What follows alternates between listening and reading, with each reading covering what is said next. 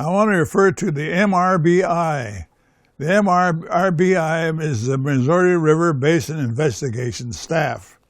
It was developed by the government to study the reservation lands and doing socioeconomic studies on the number of people and so forth.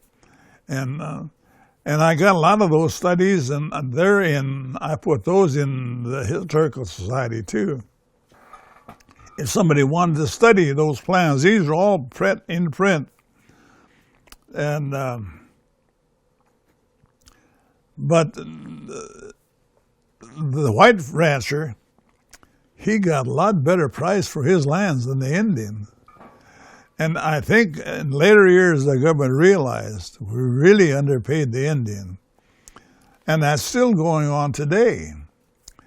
And in fact, not long ago, Crow Creek Crow Creek and Cheyenne River's debating the money now, the additional money that the Congress appropriated for those lands. And same with the Crow Creek. And well, the Cheyenne River, my friend up there keeps on the council. But the council today, as I say, they lost the one thing, honesty and protecting the Indian people. It seemed like these councilmen today think of themselves and how can I benefit, you know. And really, they're the best paid people on the reservation because they get a good salary, you know.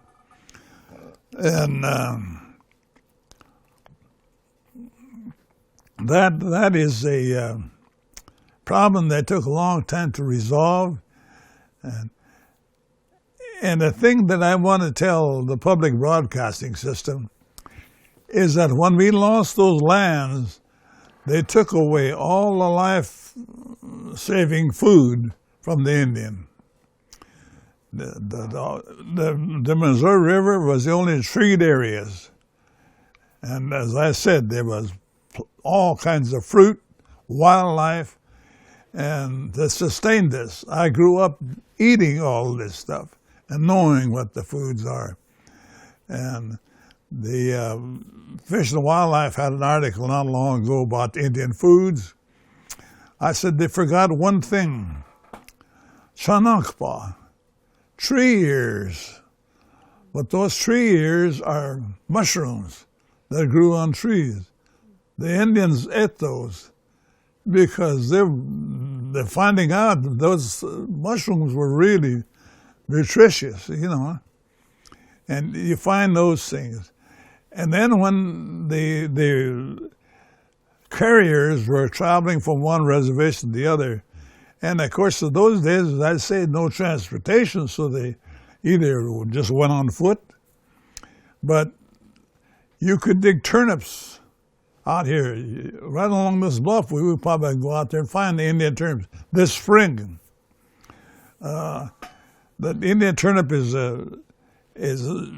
got a nice flower on top, kind of a purplish flower, and the stem is furry, but underneath is a turnip, and that turnip's got a.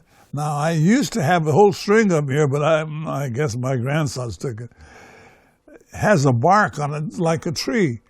Only what you do is you just peel it, and in the center you'll find this nice white turnip. So that was one of the things that the Indian people dried. See, they used the sun to cure their food.